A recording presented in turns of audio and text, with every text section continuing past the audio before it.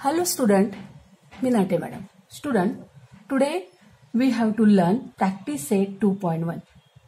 In this practice set, example have based on the interior angle theorem, corresponding angle theorem and alternate angle theorem. आपण practice set 2.1 मध्ये काही example सोडवणार आहोत. हे practice set 2.1 मध्ये जे एक्झाम्पल्स आहेत त्या एक्झाम्पल मध्ये आपण इंटेरियर अँगल थेरम, त्यानंतर corresponding angle theorem, alternate angle theorem या प्रॉपर्टी वापरणार आहोत.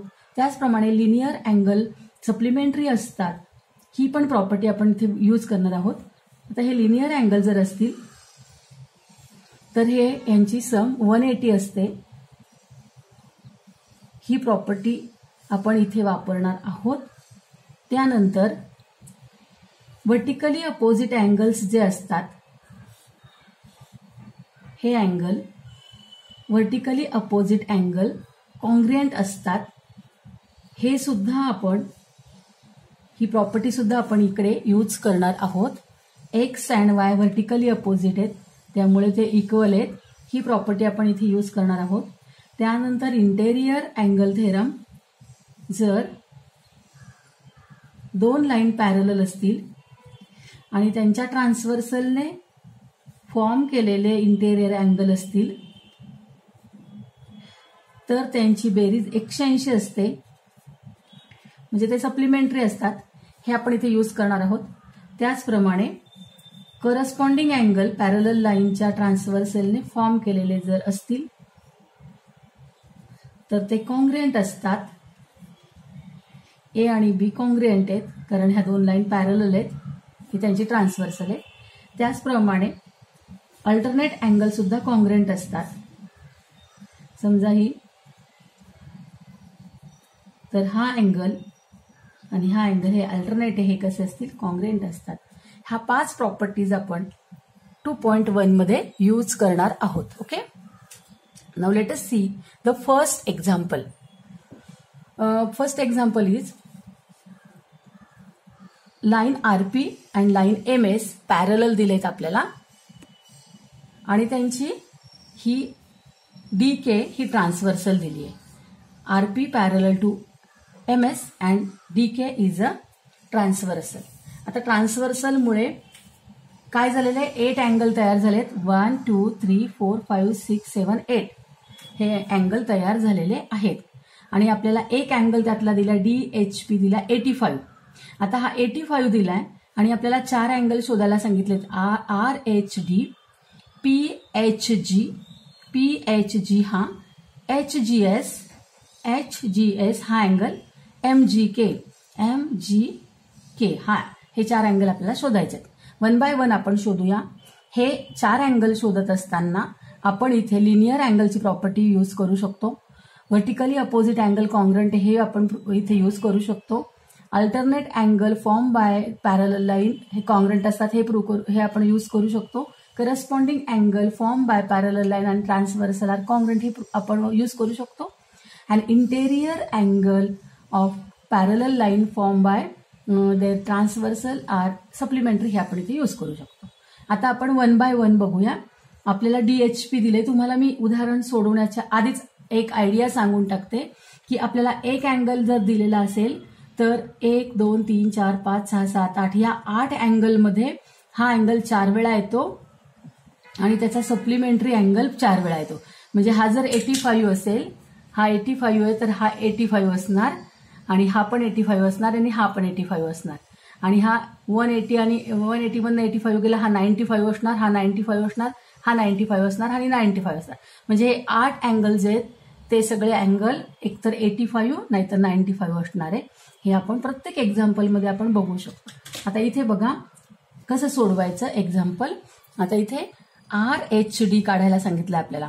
मग RHD शोधा. डायग्राममध्ये RHD कुठं आहे तर आपला RHD आहे. RHD हा अँगल आहे RHD आणि हा RHD आणि DHP किंवा PHD हे 2 अँगल कसे आहेत, लिनियर अँगल आहेत. बघा RHD अँड DHP यांची ऍडिशन किती आहे, 180, कारण ते कसे आहेत, लिनियर अँगल आहे. ओके, आता इथे DHP किती दिलाय तुम्हाला, 85. मग RHD plus 85 is equal to 180 given. म्हणजे आपल्याला हे दिलेलं आहे 85 म्हणाला गिव्हन रिझन येईल. आता हा 180 मधनं 85 इकडे मायनस करायचा, तर आन्सर आलं 95. मग RHD किती मिळाला? 95 मिळाला. म्हणजे आपल्याला हा RHD अँगल मिळालेला आहे 95. हा 85 हा 95. आता नेक्स्ट अँगल कुठला विचारलाय तुम्हाला? PHG. PHG कुठे आहे बघा, तर हा आहे PHG. मग हा जो अँगल आहे हा कसा आहे, तर हा या RHDला अपोजिट अँगल आहे. आणि अपोजिट अँगल कसे असतात? हे कॉन्ग्रंट असतात. हे आपण मगाशी पण बघितलंय ना, आधी पाहिलेलं आहे. हा हे अपोजिट अँगल आहे, व्हर्टिकली कसे आहेत? कॉन्ग्रंट आहेत. तर त्यामुळे हा RHD आणि PHG हे दोन अँगल कसे असतील? कॉन्ग्रंट असतील. मग बघा PHG is equal to RHD किंवा DHR हे अँगल कसे आहेत? इक्वल आहेत. कारण का? तर अपोजिट अँगल्स आहेत ते. पण इथं RHD तर आपण काढलाय 95. मग आपण RHDची किंमत इथे 95 टाकूया. मग ही किंमत 95 टाकली म्हणून PHG पण काय आलं? 95 आली. Therefore measurement of angle PHG is equal to 95. आणि हे 95 कुठून पाहून टाकलं आपण? तर इक्वेशन 1 वरून. आणि म्हणून इथं रिझन द्यायचं फ्रॉम इक्वेशन 1. आता तिसरा अँगल कुठला काढायचा आहे आपल्याला? HGS. आता HGS कुठे? HGS. आता हा अँगल जो आहे, जर तुम्ही या डायग्राम मध्ये बघितलं तर हा अँगल कुणाला करस्पॉन्डिंग अँगल आहे? तर हा अँगल आहे 85 ला करस्पॉन्डिंग. आता हा 85 आणि म्हणजे हा DHP आणि HGS हे दोन अँगल करस्पॉन्डिंग अँगल असल्यामुळे ते कसे आहेत? सारखेच आहेत. मग हा जर 85 आहे तर हा पण किती असेल? 85 असेल. मग हा HGS आपल्याला 85 मिळाला. ते आपण लिहायचं. कसं लिहायचं आपण ते? HGS साठी HGS is equal to DHP. याला रिझन काय? Corresponding angle theorem. पण DHP किती आहे? 85. आपल्याला दिलेला आहे की तो 85. मग आपण इथं DHP ची व्हॅल्यू टाकली 85 गिव्हन. आणि म्हणून HGS ची व्हॅल्यू काय झाली? 85 झाली. ओके. आता बघूया आपण की शेवटचा कुठला विचारला आपल्याला? MGK. MGK कुठे आहे बघा? MGK हा जो अँगल आहे हा अँगल कुणाला अपोजिट आहे? या अँगलला अपोजिट आहे, HGS ला. पण HGS आत्ताच आपण काढलाय, तो किती आहे? 85 आहे. मग हे दोन्ही अँगल सारखेच आहेत. MGK आणि HGS हे दोन अँगल अपोजिट अँगल असल्यामुळे सारखे आहेत. म्हणून हा 85 आहे, तर हा पण किती आला? 85 आला. मग ते लिहायचंय आपण. MGK is equal to HGS आणि HGS ची व्हॅल्यू 85. आणि therefore MGK is equal to 85 from 3. इथे 3 वरनं आपण किंमत टाकलेली. तुमच्या लक्षात आलं? आपण हे अँगल शोधत असताना आपण mostly vertically opposite angle, linear pair हे वापरायचं आणि मग करस्पॉन्डिंग अँगल किंवा अल्टरनेट अँगल किंवा इंटेरियर अँगल पाहिजे तिथे आपण वापरू शकतो. आता आपण सेकंड एक्झाम्पल पाहूया. सेकंड एक्झाम्पल पण तसंच आहे. आता इथे बघा कोणत्या लाईन आपल्याला पॅरलल दिलेल्या आहेत. आपल्याला दिलेली आहे L आणि M पॅरलल. ही लाईन L आणि लाईन P आणि लाईन Q आपल्याला पॅरलल दिलेल्या आहेत. आणि त्यांची L आणि M ही काय आहे? ट्रान्सव्हर्सल आहे. Line P parallel line Q and P and Q are the transversal. ह्याला L आणि M नाव देऊ आपण. L आणि हा M हे दोघं कसे आहेत? हे दोघं आहेत पॅरलल. मी उलट नाव लिहिलं होतं. आणि त्यांचे हे P आणि Q याला नाव देऊया. P आणि Q हे दोघं काय आहेत? त्यांचे ट्रान्सव्हर्सल आहे. म्हणजे इथे काही बदल करता येणार. तर line L parallel line M, P and Q are the transversal. आता बघा हे लिहिलं आपण. Line L parallel line M and P and Q are the transversal. आता आपल्याला इथं हा अँगल 110 दिलाय, हा अँगल 115 दिलाय.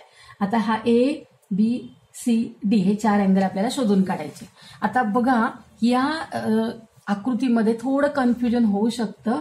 तर इथं आपल्याला एक पेअर आहे ती पॅरलल दिली, पण ही पेअर आपल्याला पॅरलल दिलेली नाही. तर तिथं कन्फ्युजन करायचं नाही आपल्याला. आपण नीट ऑब्झर्व करायचं आणि सोडा. ज्या लाईन पॅरलल असतील त्याच लाईनची ट्रान्सव्हर्सल घ्यायची, हे लक्षात ठेवा. मग लाईन कोणती? आपण पहिल्यांदा आपल्याला काय शोधायचं आहे? तर A शोधूया.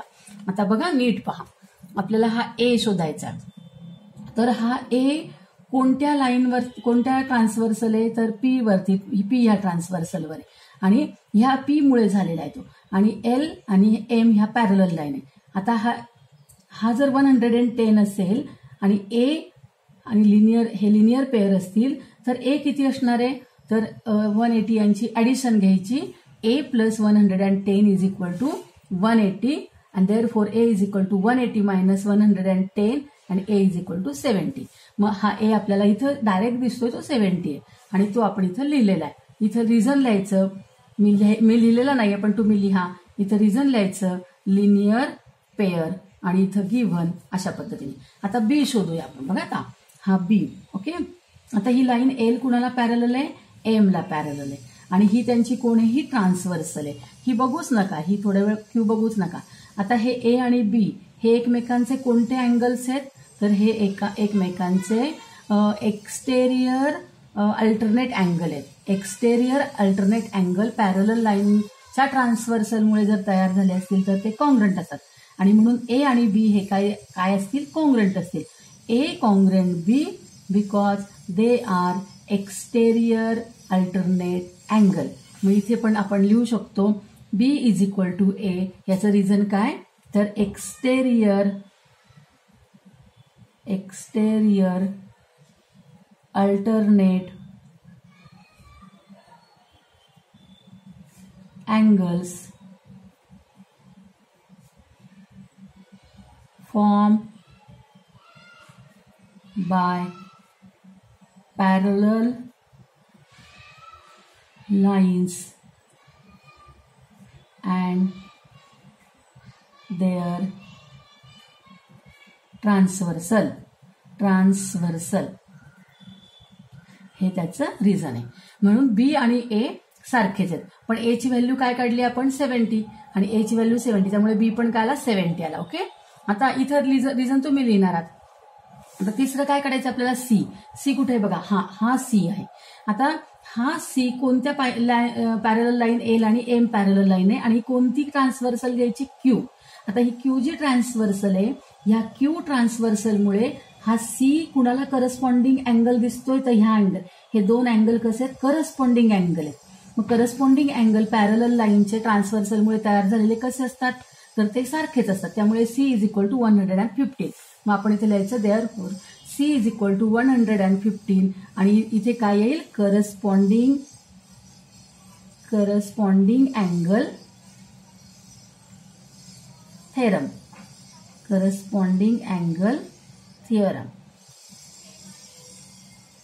ओके, हे आपल्याला मिळालंय. आता शेवटचा कुठला काढायचा आहे, डी. आता डी बघा, हा डी आणि 115 हे कोणते एकमेकांचे कसे आहेत ते, तर ते आहेत लिनियर पेअर. मग 115 प्लस डी किती येईल, 180 येईल. मग इथे येईल D plus 115 is equal to 180. 115 इकडे आणला, 180 मायनस 115 आला 65. मग डी इज इक्वल टू 65. तर इथं रिझन काय, लिनियर अँगल. अशा पद्धतीने आपण हे जे सेकंड एक्झाम्पल कम्प्लीट केलेलं आहे. इथे आपण एक्सटेरियर अल्टरनेट अँगल पण वापरलाय, नंतर लिनियर पेअर एकदा, परत करस्पॉन्डिंग अँगल थेरम वापरलाय, लिनियर अँगल पण वापरलाय. आता आपण या प्रॅक्टिस सेटमधलं थर्ड एक्झाम्पल पाहूया. ते प्रूव्ह करायचं आहे. बघा आता लक्ष द्या, आपल्याला काय प्रूव्ह करायला सांगितलंय पहा. इथे एक अँगल दिलाय PQR हा अँगल दिलाय, XYZ हा दुसरा एक अँगल दिलेला आहे आणि हे दोन्ही अँगल सांगितलंय तुम्हाला यांच्या side parallel. Side of PQR and XYZ are parallel असं म्हटलंय. म्हणजे काय, तर ही XY साईड ह्या PQ साईडला पॅरलल आहे आणि ही YZ साईड QR साईडला पॅरलल आहे असं आपल्याला दिलेलं आहे.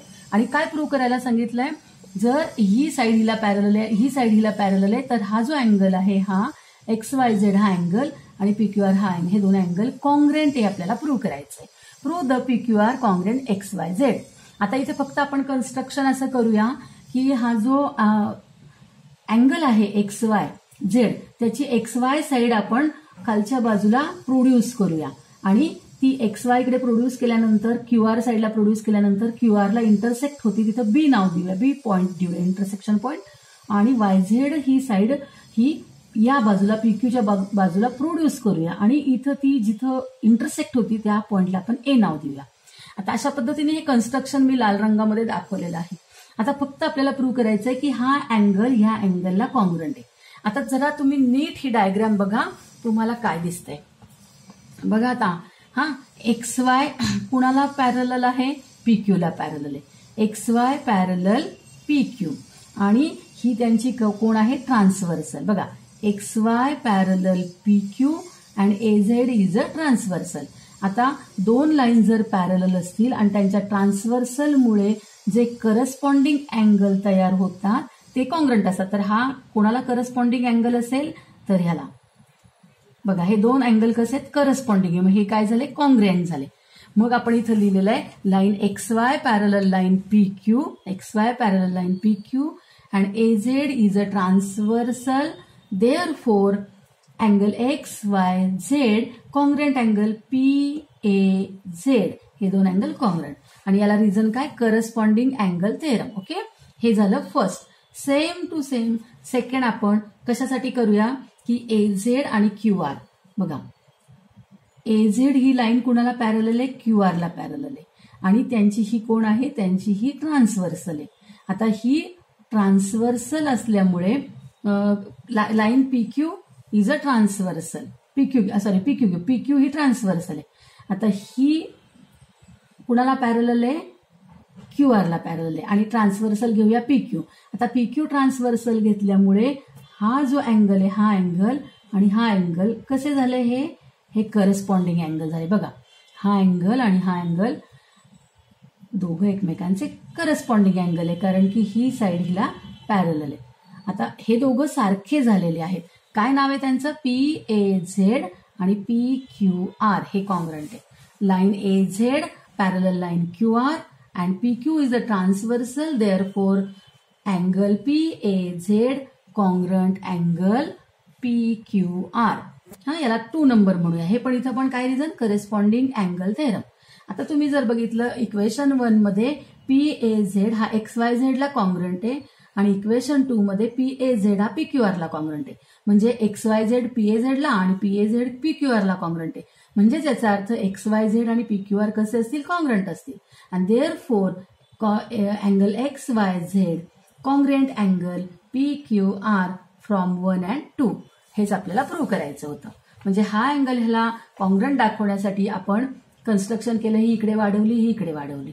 वाढवल्यानंतर आपण हा अँगल या अँगलला कॉन्ग्रुएंट दाखवला करस्पॉन्डिंग अँगल असल्यामुळे आणि हा अँगल ह्या अँगलला कॉन्ग्रुएंट दाखवला करस्पॉन्डिंग अँगल असल्यामुळे.